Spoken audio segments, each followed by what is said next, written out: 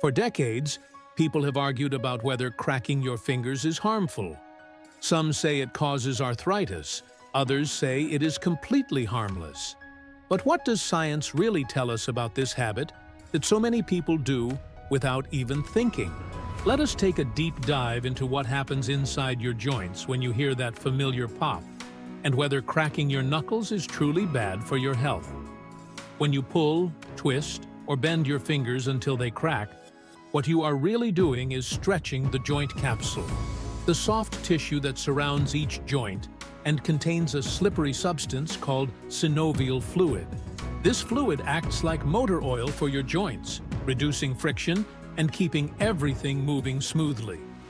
As you stretch the joint, the space inside it slightly expands.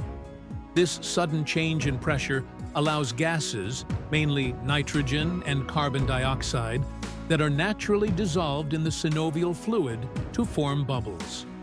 When one of these bubbles collapses or bursts, it produces that sharp popping sound. This process is known as cavitation, and it is completely normal in the physics of fluid dynamics.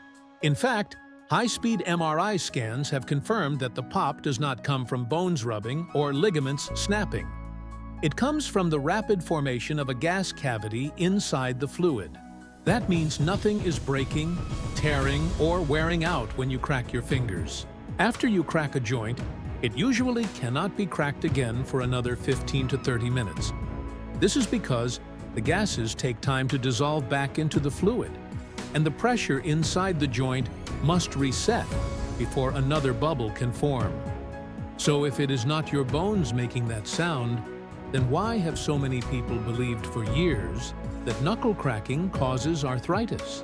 The myth began because arthritis is a joint-related disease, and cracking your joints sounds like something that could wear them out. However, several scientific studies have shown that this assumption is false. One of the most famous experiments was conducted by Dr. Donald Unger, a medical doctor who cracked the knuckles on his left hand every day for 60 years while leaving his right hand untouched. When he compared both hands decades later, there was no difference in arthritis, stiffness, or swelling. For his unusual long-term dedication to science, he even received an Ig Nobel Prize. More formal studies have supported the same conclusion. Research published in journals such as Arthritis and Rheumatology found no link between habitual knuckle cracking and arthritis, joint damage, or grip weakness. The act of joint cavitation simply does not exert enough force to harm cartilage or bone. In fact, many orthopedic specialists now consider finger cracking to be harmless, provided it does not cause pain or swelling. The cracking sound itself is merely a pressure change within the joint, not a sign of injury. However, that does not mean the habit is entirely without potential downsides. While cracking your fingers is not harmful in itself, excessive or aggressive cracking can, in rare cases, irritate soft tissues, such as ligaments and tendons.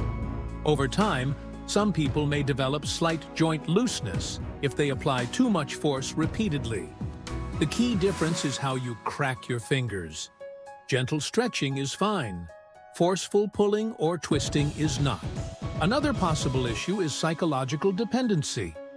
Some people become so accustomed to cracking their fingers that they do it compulsively, even in professional or social settings. The repetitive motion can draw unwanted attention or become a nervous habit. While not medically harmful, it can be socially distracting or signal stress. On the other hand, some people report that cracking their fingers feels relieving.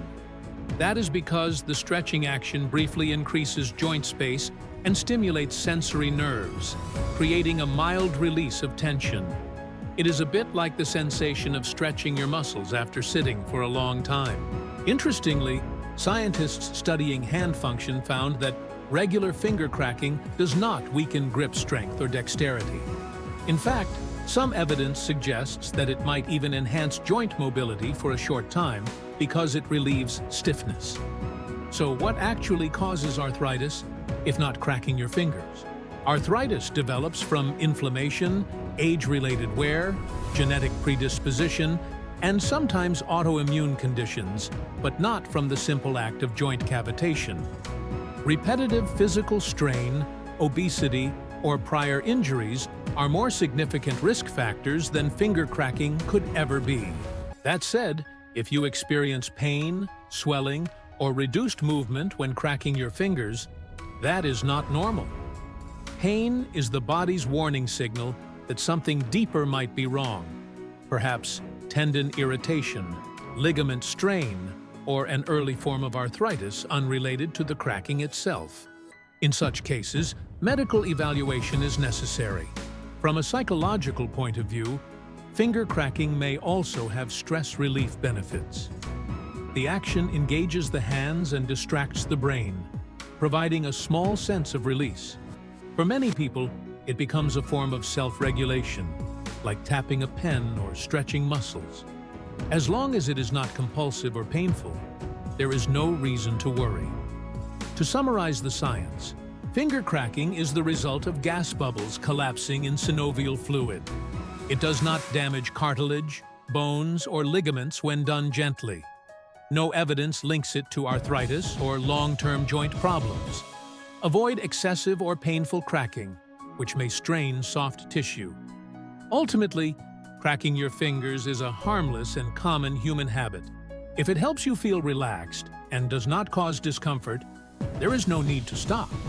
But if you are doing it out of anxiety or forcefully twisting your joints, try gentler hand stretches instead. In the end, the sound may be satisfying, but the science is clear. Cracking your fingers does not hurt your joints. It just releases a little pressure and a lot of myths.